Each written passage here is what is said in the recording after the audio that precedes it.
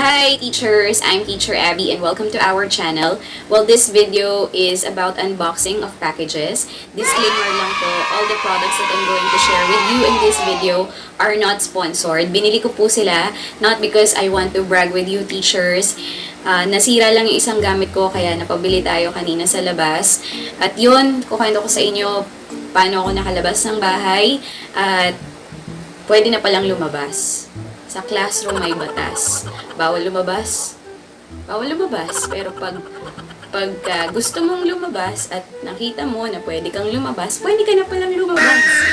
Joke lang. Okay, anyway.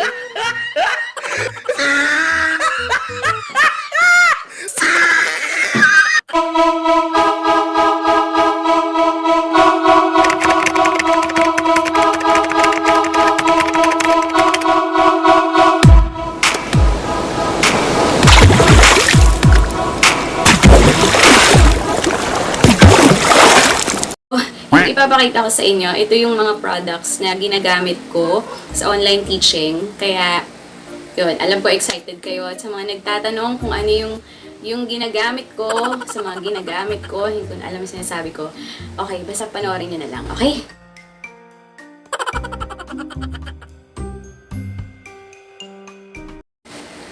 Okay, so ito na yung i-unbox natin. So, ito po yung nabili ko kanina sa mall.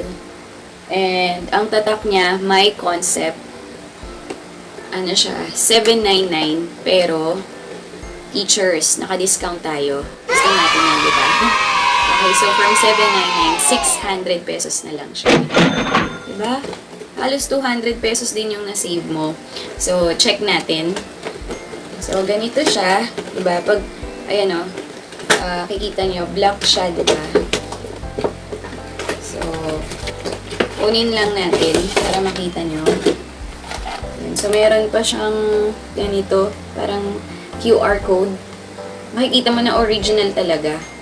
Diba? Saka maganda yung brand na My Concept. Hindi po to sponsored pero My Concept, baka naman. Okay, joke lang. So, anyway, ayan. Ang nagustuhan ko sa headphone na to, ito, foam din siya. Foam type din yung brace niya. Diba? Siyempre, alam mo yun, ilang oras ka mag-o-online, dapat komportable yung pakiramdam mo sa mga equipments na ginagamit mo. So, yan. I chose black. Meron doon gray saka black. Pero mas gusto ko yung black. Kasi, diba, pag black, sobrang ano lang niya, sobrang sophisticated ng dating. Ayan. Ayan. So, ito, makikita mo, nai-stretch mo siya. Ayan. So, ganyan siya, di ba? Ganyan siya. So, pwede mo siyang ma-stretch. Ayan. Depende kung gaano kalaki yung ulo mo. Ayan. Maliit lang po yung ulo ko. So, adjust natin. Ayan. Okay, di ba? Ang ganda. Okay. Wala siyang microphone, katulad ng ibang mga nakikita ko sa ibang tutors. Ganun lang din. Ganun type din dun sa minis ako. Pero ito kasi fit na fit eh. Ito, ayan, may space siya dito. Hindi ko to nakita kanina. Okay, wala kasing salamin nung finit ko to kanina. Pero okay lang naman. Gusto ko siya. So, yun, ito yung mic niya. Tapos, katulad nung naipakita ko sa inyo kanina dito sa Miniso, ito yung isasaksak mo dun sa laptop mo. Ganon din po yung My Concept na headphone na to. So, ito yung isasaksak mo sa laptop mo. Okay? So, yun po. So, ang ganda ng design niya. Diba? Okay. Itong headphone na to, wala tong noise cancellation. Unlike dun sa ibang mga tutors, talagang bumibili sila ng headphones na may noise cancellation. Kasi nga, hindi natin masasabi na tahimik lagi sa bahay, diba? Katulad dito sa bahay namin, may manok kami. Ang pangalan ng manok namin, Ampag. Kasi mataba siya eh. Okay, anyway, meron kaming 3 aso. Okay, puti, itim, saka brown. Okay, si Stanley, si Scooby, saka si puti. So, may ingay yung mga yun. Lalo na pag nagsabay-sabay sila. Tapos, ano pa ba? Siyempre, yung bahay namin halos malapit lang din sa kalsada, kaya minsan madidinig mo yung ingay ng truck, ingay ng sasakyan. Hindi maiiwasan yun. Kaya ang ginagawa ko, nasara ko talaga yung bintana, yung pintuan. Sa ngayon kasi, wala pa akong office dito sa bahay namin kasi kakagawa lang nito. Papakita ko sa inyo in the future once na okay na yung bahay namin. That's another content. So, yun. Pag may office na ako, iayusin ko yung office na yun at papakita ko sa inyo. Well, kung katulad ko kayo na walang noise cancellation na headphone, ang gawin nyo, isara nyo lang lahat ng bintana sa kapintuan. Make sure na may isa kang corner sa bahay mo na tahimik, at pwede kang makapag-conduct ng classes doon. O kaya naman, kung nasa isang room ka, tapos feel mo na maingay pa rin sa labas, syempre may mga tao sa labas. Minsan, may magtatawag sa'yo, Ma'am Abby! Diba? Minsan may mga estudyante ako, pupunta rin dito sa bahay. Tapos biglang nakasalang pala ako.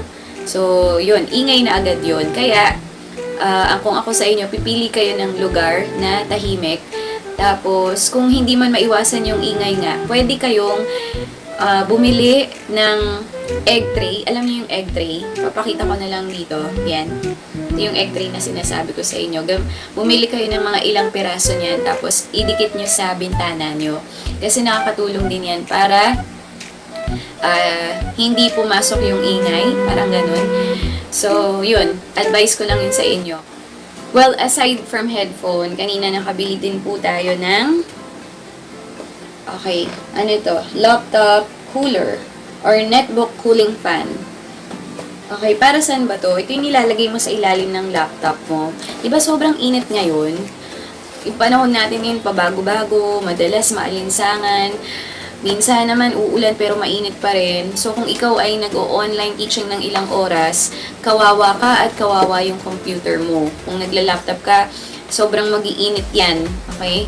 Dahil babad na babad ka, ilang oras kang nagtuturo. So, kung ako sa'yo, bili ka na rin ng cooling fan.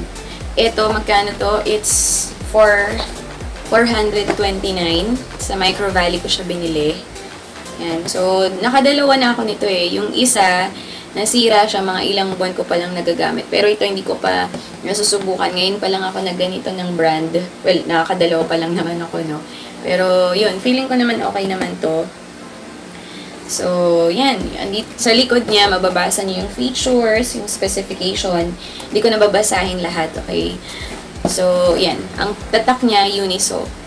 Maganda na meron kang cooling fan para hindi ganun nagiinit yung laptop mo. Kasi, pagka hindi ka nag-cooling fan, ako sa tingin ko, nakakasira siya ng laptop. Okay? So, yun. Try niyo din po. You can check this out sa mga malls. Pag may time kayong lumabas, you can also buy this one. Okay, so ito yung laptop ko. Yan. Nakabili ko lang to eh. And ito yung cooling fan na binili ko kanina. Ayan. Ganito yung itsura niya. Malaki siya, di ba? Malaki siya. Ayan o, may space pa dito. Nakikita nyo. Yan. So, sa likod niya, ganito yung itsura niya.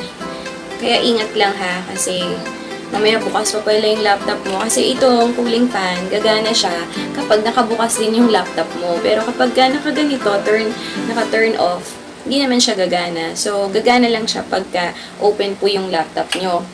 So, ingat lang ha, kasi open pala siya dito. Open pala siya dito. Dito nyo lang hawakan sa gilid. Okay? For your safety. So, ganito yung itsura niya. Okay. So, add ko na rin, no, itong laptop na to, ang galing nito. Na-share ko na sa inyo na choose best laptops. Yung sa akin, Asus. Ang specs nito ay Intel i3 7th generation. Then, in-upgrade ko po yung RAM niya sa 8 RAM. Nag-add ako ng 3,000 plus ata. 3,000 plus. Sa mga ganun, 3,000 to 3,000 plus para dun sa RAM. Ano ba yung nagagawa ng RAM? Okay, dun sa seller na pinagbilan namin, sabi niya, yung RAM daw is parang kamay. Kaya, kapag in-upgrade mo yung RAM ng computer, kaya niyang humawak ng mabibigat na apps ng sabay-sabay. Kunyari, meron kang Skype, yan. Meron kang Manycam, class in, a classroom, tapos nakabukas pa yung Facebook. Yun, kahit hindi mo i-close yung mga yon, nakabukas silang lahat, mabilis pa rin ang computer mo. Yun, minsan, di ba, hindi naman kasi dahil sa internet ang problema, madalas sa computer talaga. So, kung gusto mong maging online teacher at gusto mong masubukan yung ganitong trabaho, kailangan okay muna yung mga gamit mo. You prepare your equipments bago ka sumalang sa ganitong trabaho kasi, nako, marami kang magiging problema kapag hindi ka prepared sa mga equipments mo. Well, I think I'm going to end this video now. Thank you so much po sa panonood. Salamat sa suporta at pagmamahal. I'm reading your messages and I'm really moved with some of your messages. Nakakataba po ng puso. Lalo na ngayong mga panahon na nasa bahay lang tayo. Alam mo yun, nakakapagod mag-online teaching. Tapos, hindi ka pa makalabas ng bahay. Alam mo yung ganung pakiramdam. Well, reading your messages really make my day, bright. And thank you so much po. And if you want to share your equipments, kung ano po yung mga ginagamit nyo, you can comment down below. And kung nagustuhan nyo tong video na to, and if you think my videos are helping you, you can give feedback. Okay, I'm excited to hear that. Thank you so much, and happy teaching. Bye-bye!